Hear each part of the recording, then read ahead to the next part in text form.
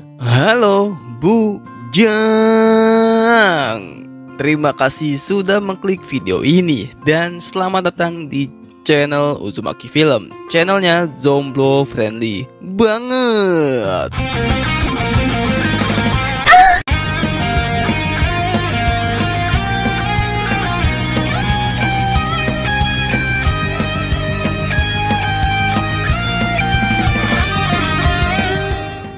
Ya, kali ini Uzumaki Film bakal meringkas anime yaitu anime movie Jujutsu Kaisen Zero yang dirilis pada tahun 2021. Mimin mau istirahat dulu nih. Pengennya upload yang movie dulu karena lebih ringan gitu daripada yang episode. Kalau episode tuh memakan waktu yang sangat banyak untuk merekap animenya. Ya guys ya. Jadi aku putuskan untuk meringkas anime yang kecil-kecil dulu. Mungkin besok lanjutan anime yang kemarin belum selesai. Yang yang harem gitu. Ya udah, sebelum masuk ke alurnya biasalah. Jangan lupa jempolnya dulu biar warna biru atau putih dan pincet warna merah yang bacaannya subrek.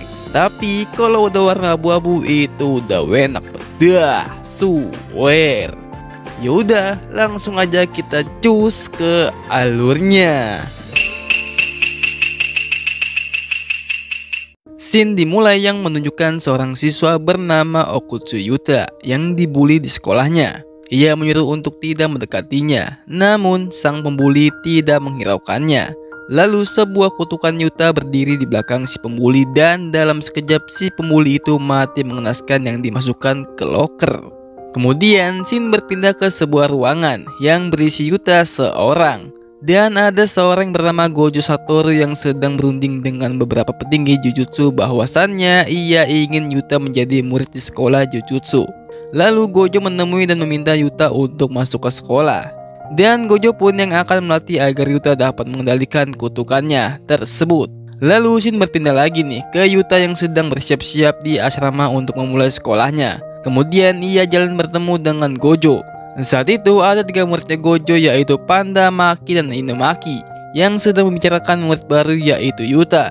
Setelah di kelas, Gojo memperkenalkan murid barunya. Yuta menginjakkan 1 langkah kakinya di kelasnya. Aura di kelas pun seketika berubah karena Yuta memiliki kutukan yang sangat mengerikan dan spesial. 3 muridnya pun terkejut dan siaga. Salah satu dari 3 murid itu yang bernama Maki melemparkan tombak yang hampir mengenai Yuta. Gojo menyarankan untuk meminta maaf ke Yuta. Namun kutukan milik Yuta tidak senang dengan perbuatan 3 murid itu dan ingin membalaskannya. Lalu flashback menceritakan asal mula kutukan milik Yuta. Yuta memiliki teman saat kecil yaitu Rika. Ia mengkadoi Yuta di ulang tahunnya sebuah cincin ikatan. Rika punya harapan jika nanti ia berdua saat sudah besar nanti akan menikah. Kesenangan itu lenyap seketika. Rika mati tertabrak mobil saat hendak menyeberang dengan Yuta. Yuta hanya terdiam kaget melihat kejadian itu. Namun saat itu ada yang memanggil namanya dari bawah dan sedang memegangi kaki Yuta yaitu Rika yang sudah menjadi kutukan. Jadi Yuta dikutuk oleh Rika yang tidak lain adalah temannya sendiri. Kemudian, Gojo membagi menjadi 2 kelompok, Inumaki dengan Panda dan Yuta dengan Maki. Yuta dan Maki memiliki tugas untuk membersihkan kutukan di gedung SD. Di sana, Gojo memberi sebuah segel atau batasan di sekitar gedung tersebut dan menunggu mereka di luar batasan. Saat itu, Yuta dan Maki langsung disambut 3 kutukan. Dengan isinya, Maki membunuh semuanya. Lalu mereka masuk ke dalam untuk mencari kutukan lainnya. Mereka pun berhenti sejenak karena Maki menanyakan peringkat Yuta. Lalu tiba-tiba sebuah kutukan yang besar muncul di belakang Maki. Kutukan itu melemparkan mereka berdua keluar gedung dan memakannya. Yuta dan Maki yang masuk ke dalam perut kutukan itu bertemu 2 anak kecil, yang satu sekarat dan yang satunya lagi terkena efek kutukan. Lalu Maki melemah karena terkena sayatan dari kutukan itu. Yuta yang mati itu langsung meminta Rika untuk meminjamkan kekuatannya. Rika pun muncul dan langsung merobek kutukan itu. Rika saat itu menggila mencabik-cabik kutukan tersebut hingga hancur. Lalu Yuta menggendong Maki dan 2 anak itu keluar lingkungan gedung. Kemudian saat itu Gojo membawa mereka ke rumah sakit. Saat itu Yuta melihat anak kecil sakit sedang lewat di depannya, mengingatkan dirinya saat kecil bersama Rika. Kemudian Shin berpindah ke Gojo yang sedang berunding dengan petinggi sekolah Jujutsu tentang kutukan Rika yang menggila di gedung SD. Lalu Gojo pergi keluar melihat murid-muridnya yang sedang latihan. Gojo saat itu langsung mengajak Yuta ke gudang senjata dan memberikan sebuah katana untuk mengendalikan kutukan milik Yuta hingga mahir. Saat itu Yuta berlatih hingga memiliki perkembangan yang terlihat. Gojo memberikan tugas membasmi kutukan ke Inumaki dan Yuta sebagai supportnya. Mereka berdua pun diantar ke tempat listrik pasar oleh seorang supir. Lalu Inumaki membeli sebuah obat untuk tenggorokannya sebelum membasmi kutukan di tempat itu. Setelah itu sang supir menutup kawasan pasar dengan segel. Yuta dan Inumaki disambut oleh kutukan yang lemah namun dengan jumlah yang banyak. Lalu Inumaki membasmi semua kutukan itu dengan mudah. Hanya berkata meledak. Semua kutukan itu hilang terbakar. Namun ia harus mengobarkan suaranya karena Inumaki memiliki kutukan ucapan. Lalu mereka pun jalan untuk keluar. Namun segel belum juga hilang. Kemudian tiba-tiba satu kutukan muncul di belakang mereka. Yuta membawa Inumaki untuk bersembunyi. Namun obat tenggorokan Inumaki terjatuh. Saat itu mereka berpikir untuk bekerja sama mengalahkan kutukan tersebut. Singkat cerita aja, Yuta menampakkan dirinya dan melawan kutukan tersebut. Di saat kutukan menyerangnya, Yuta menghindar sambil mengambil obat Inumaki dan melemparkannya ke arah Inumaki. Inumaki yang dapat obatnya langsung meminum dan berkata, "Hancurlah." Kutukan itu pun saat itu langsung hancur tak tersisa. Scene berpindah di siang hari. Panda menjelaskan tentang Inumaki ke Yuta. Gojo yang sedang menyelidiki kasus kemarin karena ada hal yang sangat ganjal.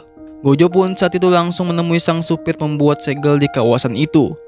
Dan akhirnya Gojo tahu siapa orangnya, yaitu Suguru Geto. Lalu Shin berpindah lagi nih ke sebuah kuil milik Geto. Di sana ada dua orang ibu dan anak menunggu yang ingin disembuhkan dari hal goib oleh Geto. Geto dengan mudahnya menghilangkannya dengan menyerap kutukan yang menempel di pasien tersebut. Geto pun saat itu langsung ditemui asistennya untuk pergi ke meeting room. Di tengah jalan, Geto dihampiri seseorang yang sangat ingin dihilangkan kutukannya.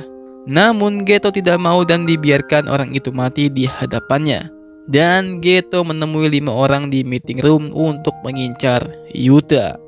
Saat itu Yuta dan kawannya yang ingin pergi keluar, namun mereka dihalang oleh sekelompok Geto di kawasan sekolah Jujutsu. Geto merayu Yuta untuk masuk ke dalam kelompoknya.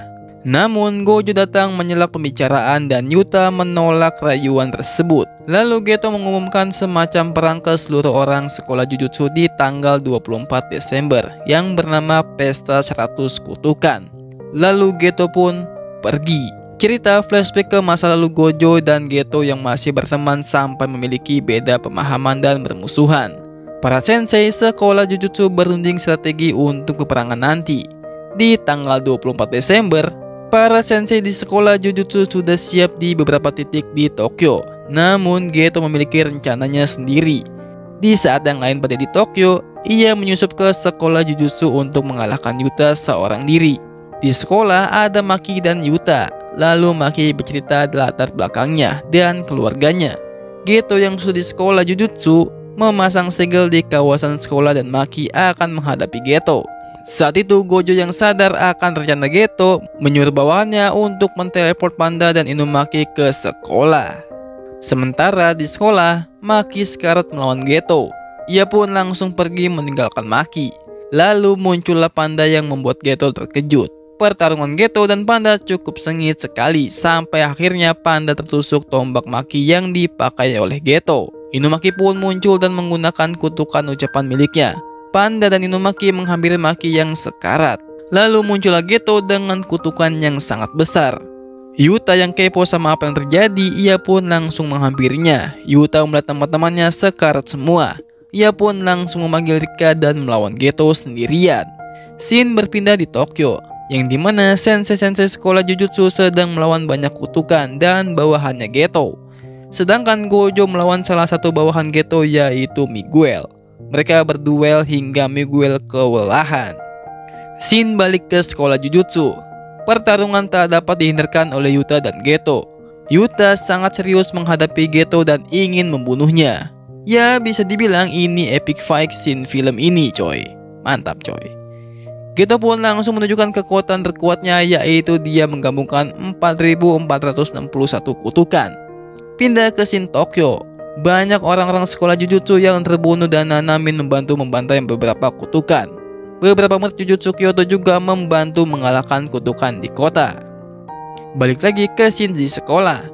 Yuta meminta kekuatan untuk terakhir kalinya ke Rika. Lalu saat itu Rika menembakkan energi kekuatannya yang sangat besar dan sebaliknya Geto juga. Dengan beradu kekuatan itu, kawasan sekolah hancur dan Geto sekarat dan kabur dengan tangan kanan putusnya. Karena Geto lagi apes ya kan? Ia pun ketemu oleh Gojo di jalan. Mereka berdua pun berbincang sedikit dan menanyakan permintaan terakhir Geto.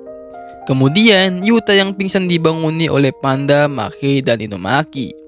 Saat itu Yuta pun terbangun sadar ada Rika yang sudah menunggu. Yuta menghampiri Rika dan Rika kembali ke bentuk manusia. Gojo kemudian mengatakan Yuta berhasil menghilangkan kutukan Rika. Rika tidak pernah mengutuk Yuta, tapi Yuta itu sendiri yang mengutuk Rika.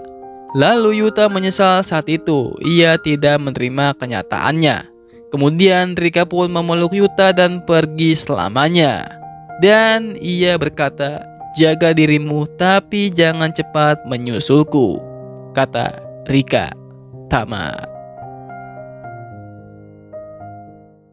Oke, sampai di sini dulu. Makasih banyak banget nih bagi kalian semua yang sudah nonton sampai habis. Jangan lupa share video ini yang teman kalian yang wibu-wibu bawa bawang ya guys ya. Biar channel ini makin berkembang dan semangat juga miminnya membuat kontennya.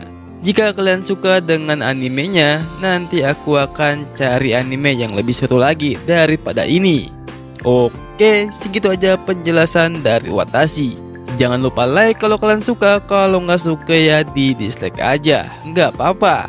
Dan subscribe channel ini kalau bisa, nyalakan loncengnya biar tahu kalau aku upload video baru. Plus makin semangat bikin kontennya. Sampai jumpa di next video dan sayonara bujang.